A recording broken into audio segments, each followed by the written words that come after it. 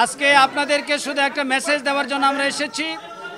আপনারা জানেন যে বাংলাদেশ জামাত ইসলামী 2008 সালে নির্বাচন কমিশন থেকে নিবন্ধন প্রাপ্ত হয়। এই সংগঠনের বিরুদ্ধে একটি রিট পিটিশন দায়ের করা হয়। এই রিট পিটিশনে একজন আইনজীবী জামাতের রেজিস্ট্রেশন বহাল রাখার পক্ষে দুইজন বিচারপতি আইনসম্মত হয়নি বলে মন্তব্য দেন এবং সাথে সাথে একটি সার্টিফিকেট ইস্যু করেন। যেহেতু এই মামলাটি সাংবিধানিক প্রশ্ন জড়িত, এই মামলাটি আপিলেট ডিভিশনে যায়। আপিলেট ডিভিশনে 19 নভেম্বর শুনানির ধার্য তারিখ ছিল। সেই দিন আমাদের সিনিয়র আইনজীবী অসুস্থ থাকায় তিনি আদালতে সময়ের প্রার্থনা করেন।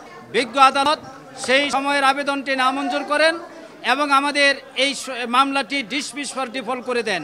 আজকে মাননীয় আপিল জজের কাছে গিয়ে প্রথমে আমরা এটি দাখিল করেছি যথাযথ নিয়ম মোতাবেক। পরবর্তীতে এটা চেম্বার জজে গিয়েছে। 5 নম্বর আইটেম ছিল, সেখানে আমাদের আইনজীবীগণ বক্তব্য তুলে ধরেছেন। মাননীয় চেম্বার জজ বক্তব্য শোনার পর আগামী 21 অক্টোবর রেস্টোরেশনের উপরে শুনানি করবেন। রেস্টোরেশন যদি এলাও হয়, এরপরে জামাত ইসলামীর নিবন্ধন মামলার পূর্ণাঙ্গ শুনানি পরবর্তীতে অনুষ্ঠিত হবে। আজকে আমরা এই পর্যন্তই রাখছি। আপনাদের সবাইকে ধন্যবাদ এবং দেশবাসীর কাছে আমরা দোয়া চাই জামাত ইসলামী একটি বৈধ রাজনৈতিক দল হিসেবে তার নিবন্ধন ফিরে পাবে এবং বৈধভাবে বাংলাদেশে রাজনীতি করবে। কালার এক্সপার্ট, জর্জ স্যাপ এবং মাইল্ড অন হ্যান্ডস টেকনোলজি সমৃদ্ধ অরিক্স ক্রিস্টাল ওয়াশ আপনার লন্ড্রি এক্সপার্ট। কোর্টে যা হয়েছে যে আজকে মূলত যে আপিল মামলাটি ডিসমিস ফর ডিফল্ট হয়েছিল, এইটারই পুনরুজ্জীবনের আবেদন করা হয়েছিল। অনারেবল জাজ ইন চেম্বারে আমরা বলেছি যে সমস্ত কারণে একটি মামলাকে পুনরুজ্জীবন করা যায়, এটা আপিলেট ডিভিশনের রুলস 20-তে বর্ণনা করা আছে। এই রুলস 20 অনুযায়ী আমরা দরখাস্ত করেছিলাম।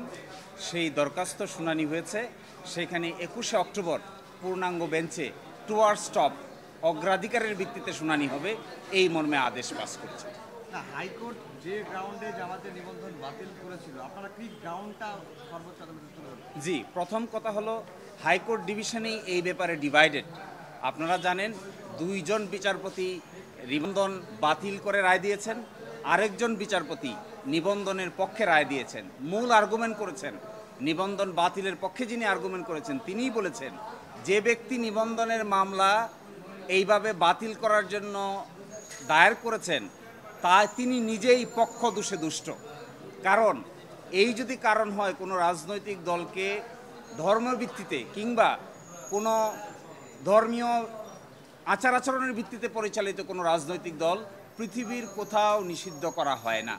এবং Jamaat is a democratic political party.